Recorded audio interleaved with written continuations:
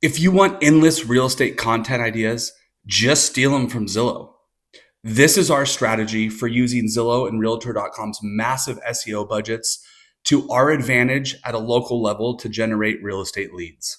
When I'm doing consults with clients, one of the biggest problems that I hear people facing within the industry are struggles around what to post when it comes to social media content.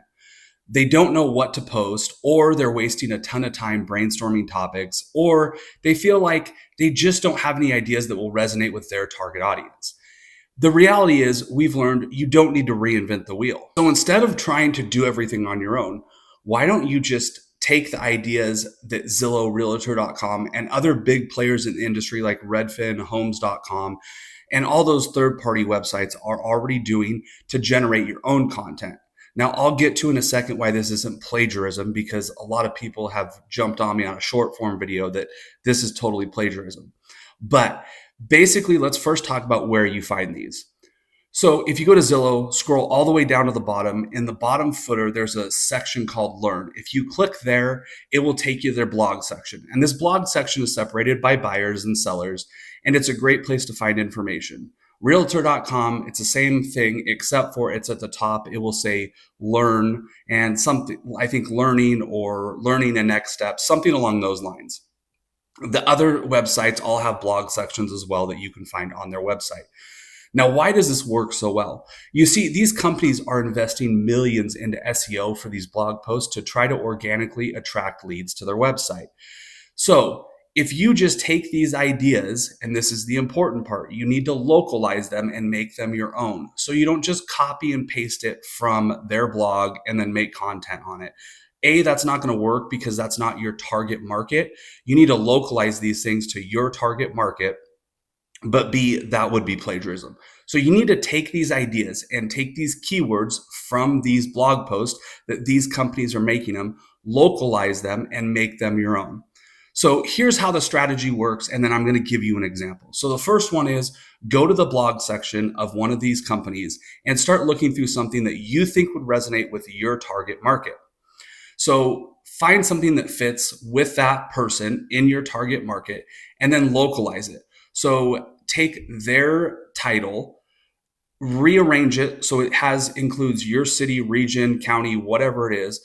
Pull local stats from your MLS and replace the national stats, and then use neighborhood or hyper-local examples of the things that they talk about in the nationwide article in your local article. And then all you do is just make a video on it, breaking it down in plain language for people who would understand in your local market. So I said I was going to give you an example. So here it is. Just a few days ago, Zillow put out an article, and it was titled, "Is 2025 a good year to buy a home?" Now, if you want to localize this, what I would say in my market, because I'm in Rapid City, South Dakota, the title would be, "Is 2025 a good year to buy a home in Rapid City, South Dakota?"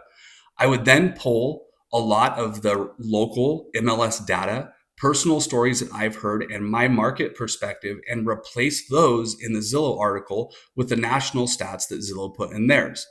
Now, all of a sudden, you have a hyper-relevant piece of content that positions you as a go-to local expert, but it's all based off the keywords and the research that Zillow has done on SEO for what people are searching nationally to attract leads to their website. Now, there's one thing that I do want to tell you, and it's one limitation to this. As we see local search engines become more localized and hyper-local within the way their algorithms are working, this isn't going to work as well. But I still think that's many, many years out. I still think it's a great way to make content. And let's face it, if this is how you're making your content and at least you're putting it up, it's better than getting analysis paralysis and not putting anything out at all. So the goal is to take the framework and take the research that they've done and make it uniquely yours, locally to your market. Now, here's the payoffs in our business. First of all, if we ever get to a point where we can't think of anything, it's a great place to go very quickly and have an idea within a couple minutes. Then find local stats. We have something that we can put out very quickly. The other thing about this is once you make a video on it, you can then repurpose that video transcript into other areas like blog posts, social media posts. So you can take that one thing that you spent some time on and convert it into multiple different posts. The other thing that it really does is it really builds authority within your local market by tying it to a national conversation with the local insights that you're hearing and that you have. It turns you into a translator of big world real estate topics for your community. Now, ultimately, the biggest thing about this is Zillow, Realtor.com, all these people have millions of dollars that they're spending on SEO to optimize these blogs to bring in leads. It's very easy for us to utilize that and leverage that information and localize it to generate leads for our own business. And let's face it, it doesn't cost you anything. It just takes you a little bit of time. And most importantly, it's very, very efficient. And it's something that literally anytime you're struggling with content ideas, just go to one of those sites, find something that resonates and do it.